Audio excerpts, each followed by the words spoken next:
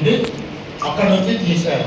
సరే, 3 ప్లేస్ల ప్రతిపాదన, 3 చోట్ల పెట్టాలనే ప్రతిపాదన 3 స్థలాలు. ఒకటి సబ్ రిజిస్టర్ ఆఫీసర్ వెంకల, సబ్ రిజిస్టర్ ఆఫీసర్ అంటే దానికి డైరెక్ట్ గా ఇంక్లూడింగ్ రైతు బజార్ అటాచ్ అయిపోతారు. రైతు బజార్ ఇంకోటి సార్, రెండవది మా మున్సిపల్ స్థలం వచ్చి ఇప్పుడు బిల్డింగ్లు కడుతున్నారా శ్రీనివాస్ భవన్ పక్కన.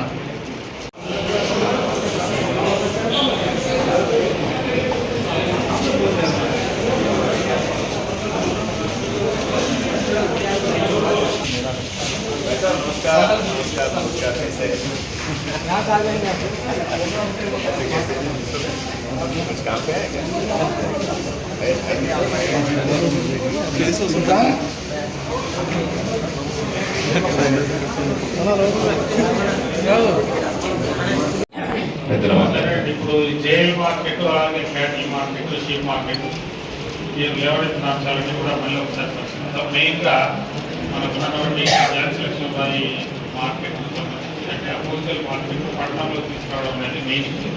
ఈ మిగిలినవి పాల్గొంటుంటే చట్టం లేకపోతే క్యాటిల్ మార్కెట్, షీప్ మార్కెట్ అవి వెంటనే చేసేస్తాం. కాబట్టి దీన్ని మాత్రం పాట పాడుకోవాలంటే దీని ఒక బ్యాంకు దీన్ని నెక్స్ట్ అంటే ఇదే రోజు 23వ తేదీన మళ్ళీ పాట పెడతాం. అప్పటిదాకా ఈ వారంలో జరగాల్సిన అంశాలు కూడా ఒకటి ఈ పాట విషయంలో.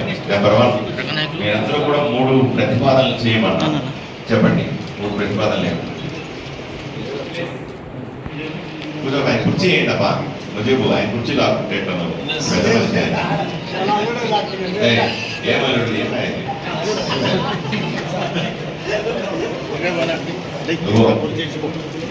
కుర్చీ మా ప్రతిపాదన సార్ మార్కెట్ జాతీయ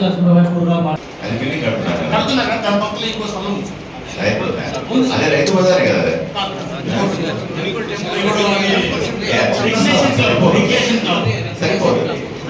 అది మ్యాప్స్ అంతా సరిపోతుంది, మార్కెట్ సరిపోతుంది, 2 కూడలు మార్కెట్ సరిపోతుంది.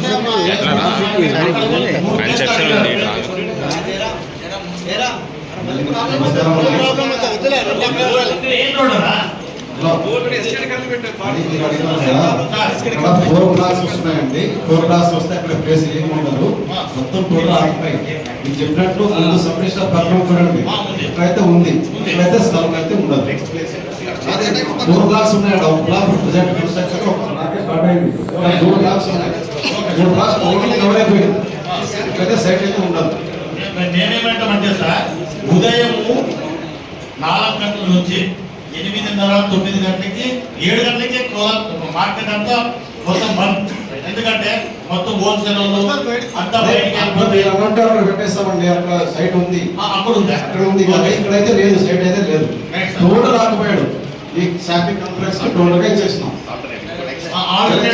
ప్రైవేట్ ల్యాండ్ ఉందా సార్? ప్రైవేట్ ల్యాండ్ చెప్తే మీరు అది మీరు మీ ఆధీనంలో తీసుకుంటారు. ద్వారకా టైల్స్ పక్కన నగరాకు వాళ్ళు ఉంది సార్, అక్కడ ఒకటి ఉంది. ఎస్కేడి కాలనీలోనా సార్? ఎస్కేడి కాలనీలోనా ఒక పార్క్ ఉంది సార్. ఎస్కేడి కాలనీ అది వచ్చి రిక్వెస్ట్ అండి, లేవుడ్ ఓపెన్ స్పేస్లలో ఇలాంటివి ఏమీ పెట్టడానికి లేదు.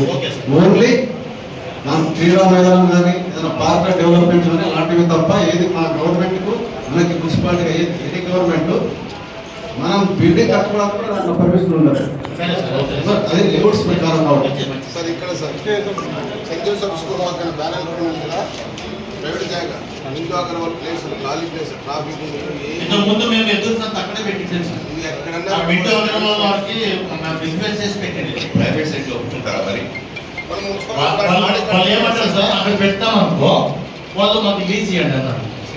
లీజ్ ఇస్తాము కానీ వాడు మళ్ళీ ఖాళీ చేయండి మేము బిల్డింగ్ కడతామంటే మళ్ళీ మనకి ఇది రెడీ అవుతుంది. బిల్డింగ్ కడుతున్నారు ఇదంతా ఫిష్ మార్కెట్కి అక్కడే సార్ ఇంతకు ముందు ప్రపోజల్ ఏమున్నాయంటే సార్ అక్కడ ఇప్పుడు మన మీరు చెప్పిన దాంట్లో వ్యాలిడ్ అయితే సబ్ రిజిస్ట్రార్ పక్కన అదొకటే ప్లేస్ ఉంది అంతేనా? అది తప్ప ఇంకా వేరే ఆప్షన్ నాకు కనపడదు. మిగతాన్ని ఊరికే అట్లా చెప్పుకోవడానికి మీరు అధికారులు అడిగారు సార్, ఏమన్నా మా మున్సిపాలిటీ స్థలాలు ఎక్కడ ఉన్నాయని చెప్తారు.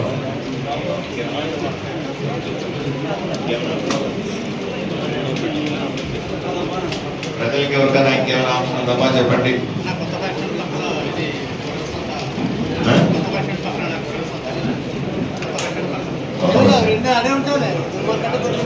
అది వద్దు ఇంకా ప్రజలు టౌన్లోకి ఇంకా ఓన్లీ కూరగాయల మార్కెట్, హోల్సేల్ కూరగాయల మార్కెట్ మాత్రమే. మనకి మేజర్ వచ్చి కూరగాయల జాతి మార్కెట్ దాని గురించి మీరు ఆలోచించండి సార్. అదొక్కటి ఆలోచన చేస్తే ఈ రెండు అడ్జస్ట్మెంట్ అవుతుంది. మనకి వచ్చే ఇన్కమ్ వచ్చేస్తారు సార్. ఫస్ట్ ఆఫ్ ఆల్ కూరగాయల మార్కెట్ అంతేనా?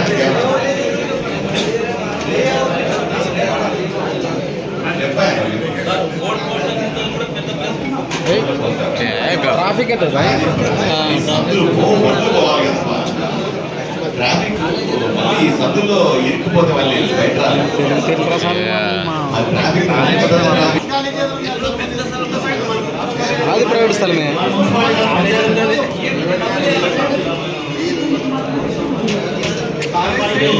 కొంచెం బాగుంది షార్ట్ కట్ క్రిస్టియన్స్ పక్కన ఏ సర్వది ట్రాఫిక్ తమాషా కాదు కాదు అంటే రాత్రి 3 గంటలకు అట్లా వస్తాయి మరి 3 ట్రాఫిక్ ఇబ్బంది అవుతుంది. చచ్చిపోతారు తెలుసా? లారీ వస్తాయి, బండి తిరిగి కావడం లారీ వస్తారు, టమాటా తెలుసా? అదే చెప్పాలనుకుంటున్నాను సీరియస్గా ఉన్నాం. సార్ టెండర్ పడవలు ఎంతమంది చెప్పారు కదా, వాళ్ళు చూడలేదు కానీ పాపం చూడరు కదా సార్. కూరగాయల మార్కెట్ వాళ్ళు పచ్చిసరుకు అవి నాటుపోతుంటారు, వాళ్ళని చూడరు కదా సార్. మనం చెక్ చేసి కరెక్ట్లే మరి టూ సైడ్ ఆలోచించారు. కాదు సార్, వాళ్ళు చూడలేదు కానీ చూడరు కదా సార్. మనం అందరూ మాట్లాడుకుంటే కరెక్ట్లే వాళ్ళు పచ్చిసరుకు ఉంటుంది, వాళ్ళు స్టాక్ పాయింట్ పెట్టుకుంటారు, సెట్ వేసి మనం అక్కడ పెట్టారు సార్. సౌకర్యాలు షెడ్ వారంలో షెడ్ యాడ్ వస్తాయి నీకు. ట్రీట్మెంట్ వస్తారు సార్. ఏముంది సార్ షెడ్లు సార్, వాళ్ళు సోలర్ చేసి అయ్యే పని చెప్పండి అబ్బా, ఊరికే మీరు కాని పనులన్నీ చెప్పాము.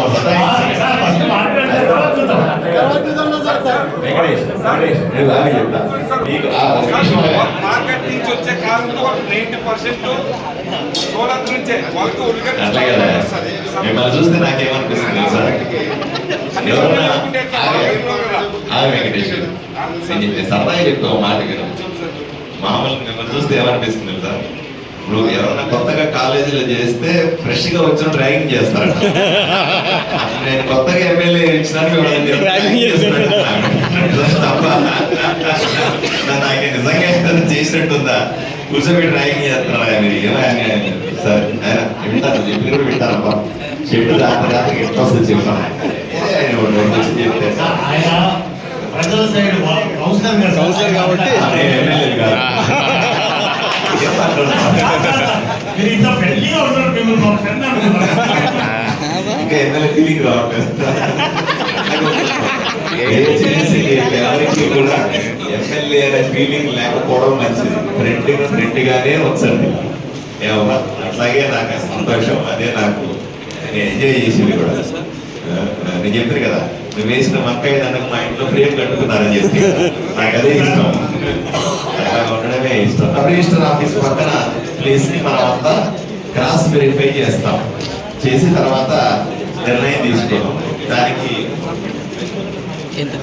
ఎల్లుండి రేపు కానీ ఎల్లుండి పొద్దున పెట్టుకున్నాం సార్ విజిట్. ఎన్ని గంటలు పెడతాం? ఎల్లుండి పొద్దున ఎన్ని గంటలకు విజిట్ పెడతాం చెప్పాలి కదా. అది మళ్ళీ 7 గంటలకు పొద్దున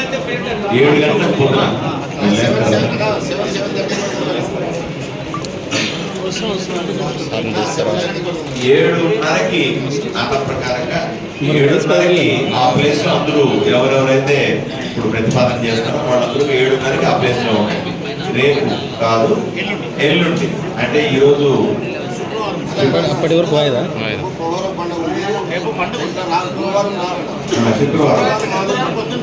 శుక్రవారం పొద్దున 7:30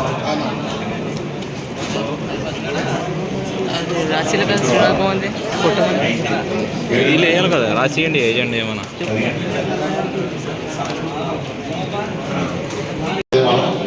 చేస్తాం. బాగా తీసుకున్నాం. ఎవరు తీసుకుంటారు కదా? మీరు సీరియస్ అయితే కదా మనం ఇవన్నీ మాట్లాడతాం. ఆక్రమణల గురించి సీరియస్ అయ్యి మనం వెనక్కి చూస్తే కదా మన బలం ఏంటి తెలిసింది. ఊరికి అధికారంలోకి వచ్చామంటే దేనికి అధికారం మీరు ఆలోచన చేయడం. నా దగ్గర ఉన్న గెలిపించుకున్నారు దేనికి? మీ చేతిలో ఉన్న పాశుపదాస్త్రాన్ని నేను ఈరోజు నేను వాడి మీరు ఆయన ఒట్టి ఫోటోలు మొబైల్లో పెట్టుకుంటే కాదు, ఆక్రమణ గురైంది అని అడ్డం పడి తీసుకెళ్ళి కోర్టు ప్రజలకు న్యాయం చేసి రోడ్డు వేస్తే కదా అప్పుడు అధికారం వచ్చినట్టు కదా. లేకపోతే ఈ అధికారానికి విలువేముంది? సార్ నేను కమిషనర్కి లెటర్ ఇచ్చినాను, ఈబ్రో గారికి 2 వారాలు లెటర్ ఇచ్చినాను. కమిషనర్ సీరియస్ గా చెప్తున్నాడు ఇది చూడవయ్యా పోయి అని.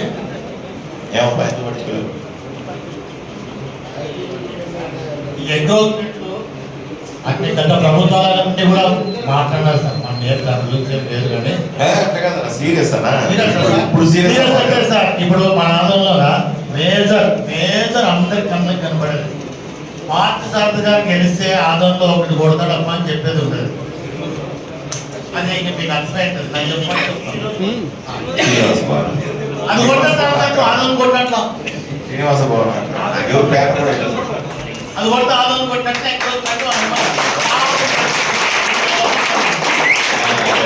ఎంకరేజ్మెంట్ కాదంటున్నారు కదా. మీరు ఒక పిటిషన్ రాసి ఇవ్వండి. ఎవరన్నా ఇక్కడ ఉన్న సపోర్ట్ కొట్టిన వాళ్ళు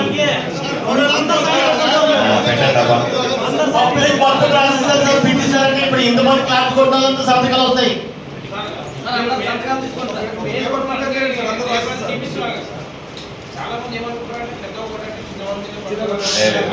చాలా మంది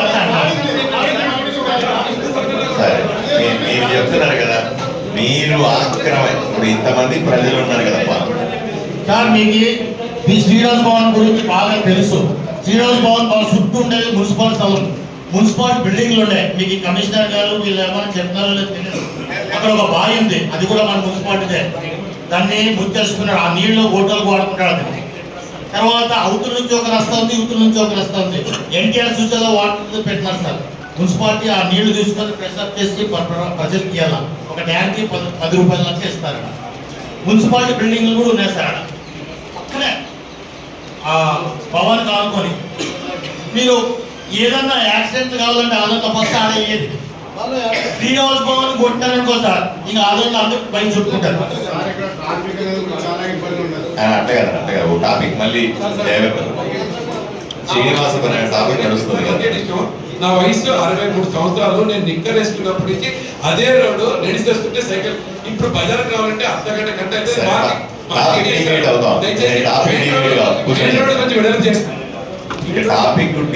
కావద్దు. ఇక్కడ టాపిక్ ఒకే ఓ టాపిక్. ఆయన శ్రీనివాస భవన్ ఆక్రమణ అంటున్నాడు. ఆక్రమణ అని మీరు అందరూ భావిస్తున్నారా?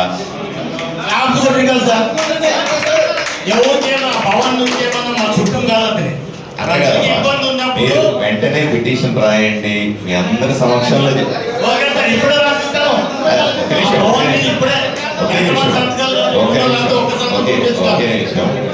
మీరు దయచేసి నేను మీరు మళ్ళీ రిక్వెస్ట్ చేస్తా ఉన్నా, వెంటనే పిటిషన్ రాసి 10 మంది సంతకాలు పెట్టియండి.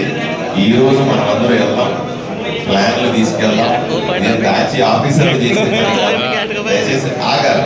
మీరు మాట్లాడకుండా ఆగాలి బాబు, ఆగాలి, మాట్లాడండి. ఈరోజు పిటిషన్ 10 మంది సంతకాలు చేసి ఇవ్వండి. కేవలం అధికారుల మీద మాత్రమే బాధ్యత ఉంది అని అనుకోవద్దు. మనం అందరూ కూడా ఊరిని కాపాడుకోవాలనుకున్నాం. మనం అందరూ పోదాం. ఆ ప్లాన్లు తీసుకొని వస్తారు వీళ్ళు, ప్లాన్లు వెరిఫై చేద్దాం. ప్లాన్లో ఏ మాత్రం డీవియేషన్ ఉన్నా మనం అందరూ దగ్గరుండి కొట్టించేస్తాం దాన్ని. సరేనా? Okay sir. ఇక్కడ పార్టీతో సంబంధం లేదు. ఆ పార్టీ ఈ పార్టీ ఏ పార్టీతో సంబంధం లేదు. ఒకే ఒక్క మాట మీద వెళ్దామంటే జనసేన పార్టీ కూడా ఇక్కడ ఉంది, ఏ ఇబ్బంది ఏమీ లేదు. దయచేసి పిటిషన్ రాయండి, పిటిషన్ రాయండి. చూడండి వెనకే మనం పోతే వెనకాల జేసీబీ వస్తుంది. ఇబ్బంది లేదు సార్. ఎవరికి లేదు, ఎవరికి ఇబ్బంది.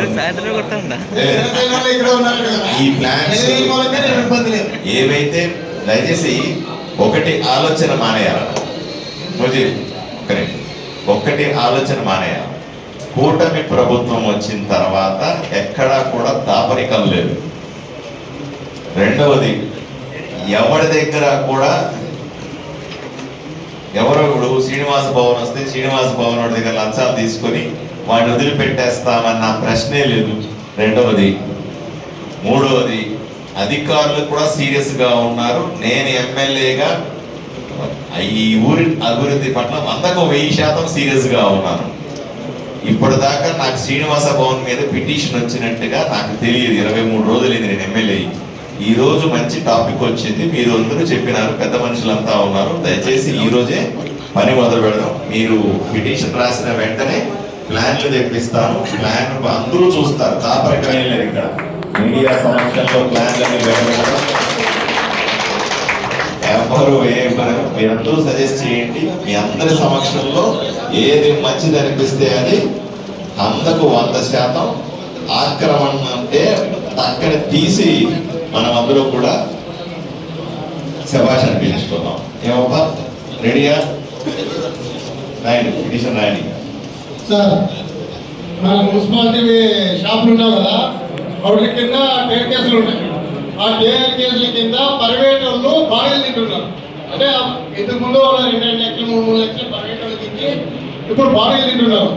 అలాంటిది కానీ మన మున్సిపాలిటీకి ఆధిక్యం వచ్చే మాదిరిగా అవుట్గానే టెండర్లు 8 ఉన్నవి. అవుట్గా టెండర్లు పిలిస్తే మన మున్సిపాలిటీకి ఆధిక్యం అవుతాయి, ప్రైవేట్ వాళ్ళకి పోదు. అది ఎందుకంటే కందుకని గలాట్లు అవుతున్నాయి. దానికి మనల్ని సపోర్ట్ చేస్తున్నాం. ఇప్పుడు మున్సిపాలిటీకి ఆయన బాడీ కడుతున్నాడు, అద్దె కడుతున్నాడు. ఆయన దాని పక్కన మరి చిన్న డబ్బా పెట్టారు, స్టే పక్కన పెట్టారు. దాన్ని మనం టీపీ అని మన టీపీ గారికి ఇస్తే ఎమ్మెల్యే గారు చెప్పినారు ఇది తీయకూడదని మనల్ని చెప్పినారు. ఎక్స్ఎమ్మెల్యే చెప్పినారు, మరి ప్రజెంట్ ఎమ్మెల్యే పేరు చెప్పినారు. మా వాళ్ళు ఇట్లా వాటికి ఎంకరేజ్ చేయాలని చెప్పినాము.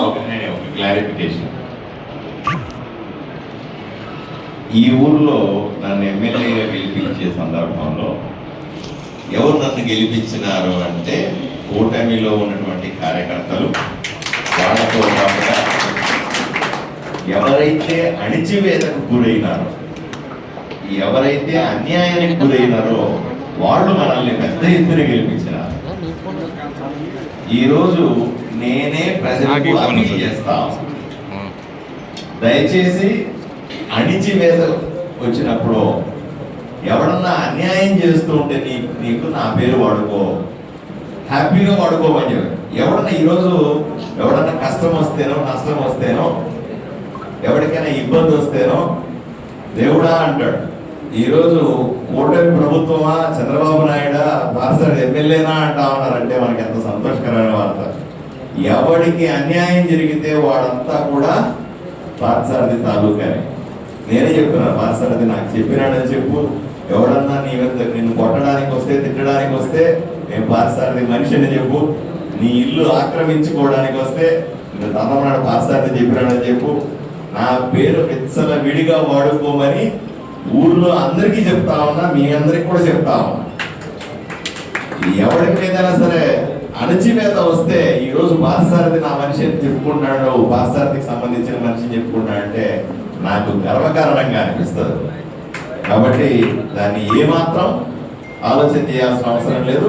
100% ఆక్రమణ ఉంటే ఎక్కడైనా తీసేయాల్సిందే.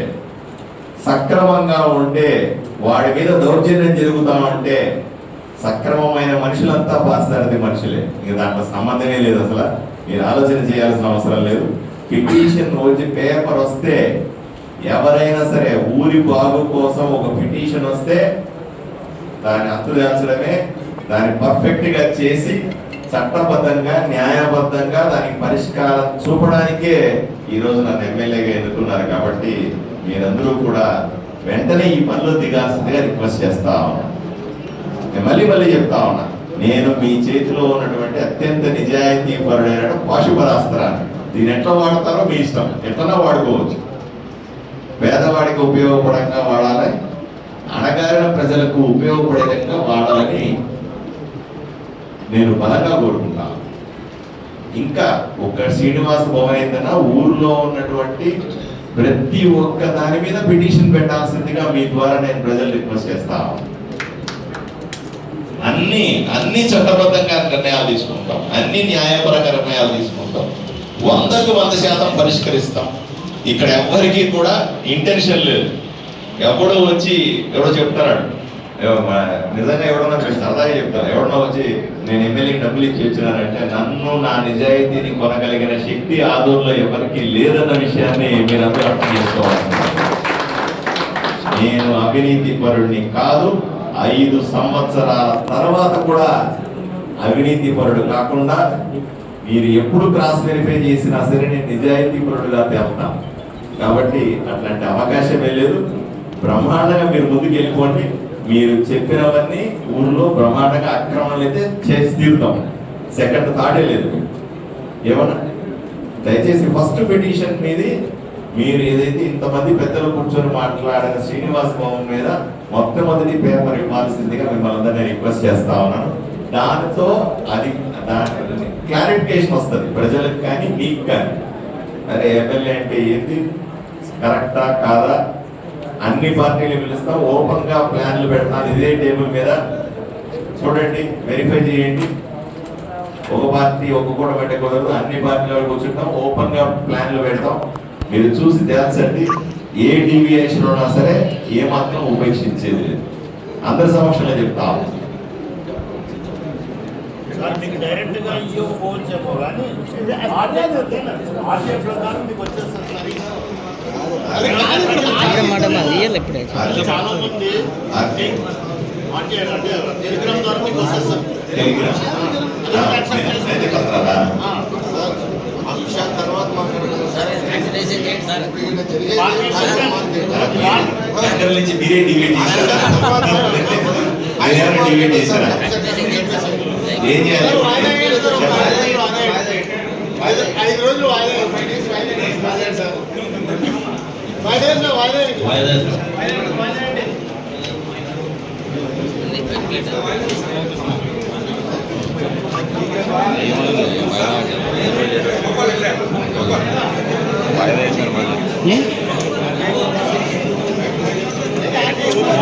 సౌకర్యాలు సరిపోవడం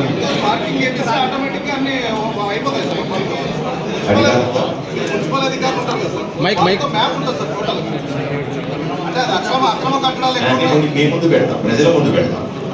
మార్కింగ్ వేస్తే ఫస్ట్ ఆటోమేటిక్గా మనం ఎట్లా లేదు, మార్కింగ్ వేయాలంటే మీరు ప్లాన్లు చూడాలి కదా. మీరు పెట్టిన దాని మీద ఆల్రెడీ వేసారు సార్ ఇవన్నీ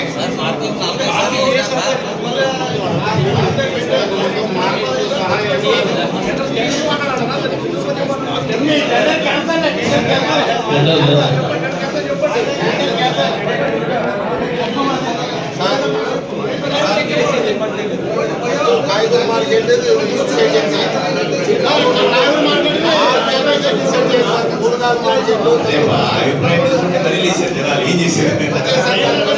సరైన నిర్ణయం వస్తే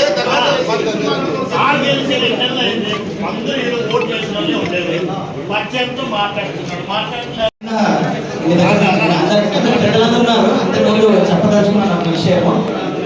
ఏదైనా ఒక పిటిషన్ అది మున్సిపాలిటీ స్థలం అని తేలిన తర్వాత మున్సిపాలిటీ అధికారులే ధృవీకరించి వాళ్ళకు నోటీస్ పంపించిన తర్వాత కూటమిలో ఉండే అందరూ నాయకులు సహకరించాలి. ఎన్క్రోచ్మెంట్స్ ఏదున్నాయో ఎంక్రోచ్మెంట్స్ తీయాలంటే పిటిషన్ వేస్తే కంప్లైంట్ వేస్తే కూటమిలో అందరు నాయకులు సహకరించాలి.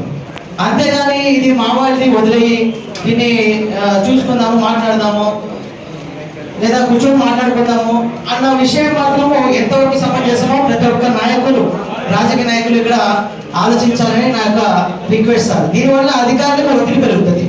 ఇప్పుడు ఒక కమిషనర్ గారే మనకు అది ఎంక్రోచ్మెంట్ తొలగించమని అన్నప్పుడు మళ్ళీ అధికారులకు ఫోన్ చేసి ఇది ఆపండి, ఇది మనది, మన అన్న చెప్పినాడు, లేదా పలానా ఇంకో అన్న చెప్పినాడు, ఆపండి, చూసుకుందాము, ఇది ప్రాబ్లం ఏం లేదులే. ఇప్పుడు ఒకసారి మున్సిపాలిటీ వెళ్ళినప్పుడు మున్సిపాలిటీ వాళ్ళకి సర్వాధికారాలు ఉంటాయి ఎంతో. దాన్ని తొలగించడానికి ఎవరికి ఆపగలిగే శక్తి కూడా ఉండదు. అది బోర్డుకు పోయినా అది మున్సిపాలిటీ అనేది తెలుస్తుంది. సో దీని పట్ల మనకు ఏ విధంగా ఆరోగ్య ఎన్క్రోచ్మెంట్ తొలగిస్తారు? ఒక చిన్న విషయంలోనే ఇంత రాజకీయ జోక్యం ఉంటే ఇంక ఇంత పెద్ద టౌన్ ఎప్పుడు డెవలప్ చేస్తారు? 150 సంవత్సరాల మున్సిపాలిటీ ఇలాగే అనడానికి ఇంతకన్నా రాజకీయ జోక్యం చేసుకునే నిదర్శనాల కన్నా ఇంకా ఏముంటాయని ఒక నా రిక్వెస్ట్ మీకు పెడతా ఉన్నాను సార్. తమ్ముడు మీడియా నుంచి ఏదో ఆవేదనతో చెప్తా ఉన్నాడు. ఇప్పుడు జనరల్గా అట్లా అలిగేషన్ చేయకూడదు. ఎవరన్నా స్పెసిఫిక్ అలిగేషన్ ఉండాలి. జనరల్గా కూటమి 100% నేను మళ్ళీ చెప్తాను, కూటమి ప్రభుత్వంలో చంద్రబాబు నాయుడు గారి దగ్గర నుంచి లాస్ట్ పర్సన్ దాకా 100% అత్యంత నిజాయితీతో ప్రజలకు సేవ చేస్తామని మాట ఇచ్చినాం. ఆ మాట ప్రకారంగానే ఈరోజు చేస్తా ఉన్నాం. ఈరోజు నేను ఎమ్మెల్యేగా నేను చెబుతా ఉన్నాను, ప్రజలకు చెప్తాను, దీని ద్వారా ఇన్ని ఆక్రమణలు ఇన్ని ఆక్రమణలు తొలగిస్తా ఉన్నాం. ఏ రోజు కూడా ఇన్ని ఆక్రమణలు తొలగించే సందర్భంలో ఏ రోజు కూడా నా వాళ్ళు వదిలేయండి, నా వాళ్ళు మీ పక్కన ఉండండి, మిగతా వాళ్ళని కొట్టేయండి అని ఏ రోజు కూడా చెప్పను కూడా. 100% రాసి పెట్టుకోండి. ఎమ్మెల్యే ఎవరికైనా ఆయన మనుషులు కాబట్టి పక్కన పెట్టమన్నాడు, ఇంకోటి పక్కన పెట్ట అని నా వైపు నుంచి ఒక్కటంటే ఒక్క ఫోన్ కాల్ ఎవరికి పోదు. పక్షపాతం లేకుండా 2,50,000 మందికి ఒకటే న్యాయాన్ని పార్టీలకు అతీతంగా, కుల మతాలకు అతీతంగా అమలు చేస్తాను చట్టాన్ని అని నేను 100% ప్రజలకు హామీ ఇస్తా ఉన్నాను. మీరేదన్నా మీ ఆవేదనలో ఎక్కడన్నా స్పెసిఫిక్ ప్రాబ్లం ఏదన్నా ఉంటే, సార్ పలానా చోట ఇలా జరిగింది, నేనైతే ఎవరికి నువ్వు అసలు ఎవరిని స్పేర్ చేయొద్దని చెప్పిన, మీకు ఏదన్నా స్పెసిఫిక్ ఇష్యూస్ ఉంటే దయచేసి మా ముందు పెట్టండి. దాన్ని 100% పరిశీలించి ప్రజలకు న్యాయం చేయడానికే మేమున్నాం. కూటమిలో నాయకులు అందరూ ఉన్నారు. అందరి తరఫున అన్ని పార్టీల వైపు నుంచి కూడా, దాంతోపాటు మిగిలిన పార్టీలు కూడా ఇక్కడ ఉన్నాయి, వాళ్ళ తరఫున గురించి కూడా చెప్తా ఉన్నా నేను. వాళ్ళు ఏం అన్యాయాల్ని ప్రోత్సహించే వాళ్ళు ఏంటని అనుకోండి, వాళ్ళు కూడా పెద్దలు. కాబట్టి అందరూ కూడా కలిసి ఆదోనిని అభివృద్ధి చేయడానికి తమిళనాడు మోడల్ గుర్తుపెట్టుకోవాలి. మీరు చూడండి, కావాలంటే తమిళనాడులో ఎలక్షన్లో భయంకరంగా కొట్టుకుంటారు. ఎలక్షన్ల తర్వాత అన్ని పార్టీలు ఒకటే తమిళనాడుని అభివృద్ధి చేసుకుంటాయి. ఆ రకమైన మోడల్లో ఈరోజు ఆదోని అభివృద్ధికి అన్ని పార్టీలు, కూటమి పార్టీలన్నీ కూడా, అలాగే ఇక్కడ మిగతా పార్టీలు ఎవరన్నా వాళ్ళు కూడా కట్టుబడి ఉన్నారని నాకు నమ్మకం. ఎవరు కూడా నేను ఇంటర్ఫియర్ అవ్వమని 100% చెప్తా ఆలోచన విధానం. ప్రజలకు కూరగాయల మార్కెట్లు, నంబర్ ఆఫ్ మార్కెట్లు దగ్గర ఉండాలని అంటారు. ఒకే మార్కెట్, ఒక సెంట్రలైజ్డ్ కాకుండా నంబర్ ఆఫ్ మార్కెట్స్ ఎస్టాబ్లిష్ అయితే ప్రజలకు ఉపయోగం. అంటే ఉదాహరణకి మీరు చెప్పారు, అక్కడికి రావాలంటే బైక్ వేసుకొని వచ్చి పెట్రోల్ ఖర్చు 50 రూపాయలు అవుతుంది కదా. కూరగాయలు 100 రూపాయలు, 200 రూపాయలు అయితే 50 రూపాయలు పెట్రోల్ ఖర్చు అవుతుంది. దగ్గరగా మార్కెట్లు ఎస్టాబ్లిష్ అయితే, నాకు ఇది ఎందుకు అనిపించిందంటే, మొన్న క్రికెట్ ఆడే వాళ్ళ గురించి బాగా ఆలోచన చేస్తా ఉన్నప్పుడు ఎక్కడికక్కడ గ్రౌండ్లు ఏర్పాటు చేస్తే అక్కడ పోయి ఆడుకుంటారు. లేకపోతే అందరూ మున్సిపల్ గ్రౌండ్కి రావాలి, అందరూ ఆర్ట్స్ కాలేజీకి పోవాలి అంటే పిల్లలు ఆడుకోవడానికి కష్టం. అందువల్ల నంబర్ నిన్న అమరావతి వెళ్ళాను, నేను చూసాను, కబ్జా చేశారంటే వెళ్ళాను. అది 2.5 ఎకరా అన్నారు. 2.5 ఎకరాన్ని నేను నిన్ననే కమిషనర్ గారు, మిగతా ఇంజనీర్లు కూడా వచ్చారు, మొత్తం కబ్జా తీసాం. మీరు చూసారు లేదు, కబ్జా మొత్తం తీసాం. తీసేసిన తర్వాత ఇప్పుడు దాన్ని నీట్గా చదువు చేసి అక్కడ ఒక గ్రౌండ్ పెడదామనే ప్లాన్ వేసాం. ఇక్కడ అమరావతి దగ్గర ఉన్నందుకు క్రికెట్ కోసం అక్కడే ఆడుకోవాలి, ఇక్కడ రానక్కర్లేమండి. ఇట్లా కూరగాయల మార్కెట్స్ కూడా డీసెంట్రలైజ్ చేస్తే, ఎక్కడికక్కడ చిన్న మార్కెట్లు పెడితే ప్రజలు నడుచుకొని పోయి కూరగాయలు తెచ్చుకుంటారు. లేకపోతే ఇప్పుడు తొక్కుడు బండ్ల మీద ఎక్కువ ధరకు పెట్టి కొనాలా, లేదా రైతుకి నేను చూశాను, నాకు తీసుకెళ్ళాడు, అప్పుడు వంకాయలు దండేసి తీసుకెళ్ళాడు మొత్తం. ఆ ఫోటోని ఇంకా మా ఇంట్లో వాళ్ళు ప్రేమ్ పెట్టుకున్నారు, మా ఇంట్లో వంకాయలు దండేసి. ఆ వంకాయలు దండేసిన కాన్సెప్ట్లో రైతు ఎంతసేపు ఉంటాడు, కొంతసేపు ఉండి ఇంకా మిగిలిపోతుంది వస్తువులు అనుకున్నప్పుడు ఎవరో వ్యాపారస్తుడికి అమ్మేసి వెళ్ళిపోతాడు. రైతుకు ఫుల్లెస్ట్ బెనిఫిట్ రాదు. చిన్న మార్కెట్లు ఉంటే ఎక్కడికక్కడ కొద్దిగా ఉన్నవాడు ఒక అడ్వాంటేజ్. రైతు బజార్లో కూడా అదే సమస్య.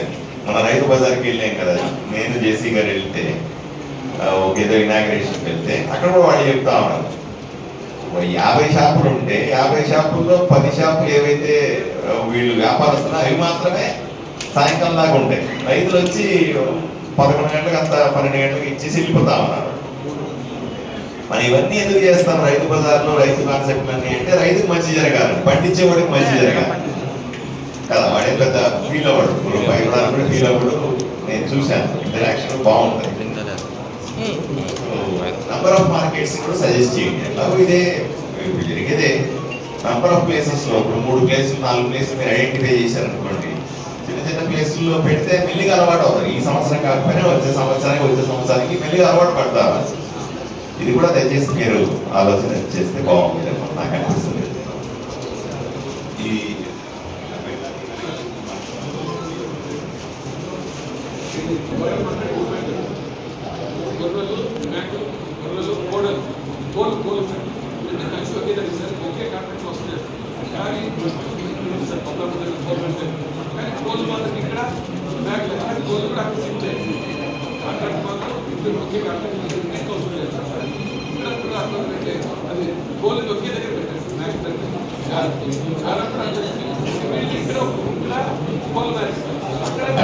కోడిని ఆడబడితే ఆడ కట్ చేయొచ్చు, దానికి అలవాడు. బట్ మేకని ఆడంటే కట్ చేయకూడదు కదా. నేను డిఫరెన్స్ చూడాలి.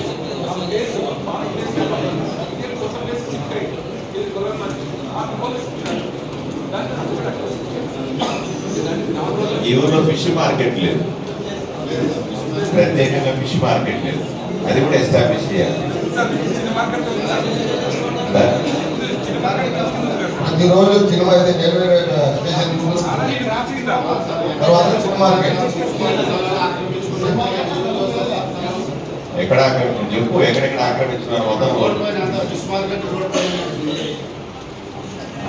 ఆక్రమణ గురించి.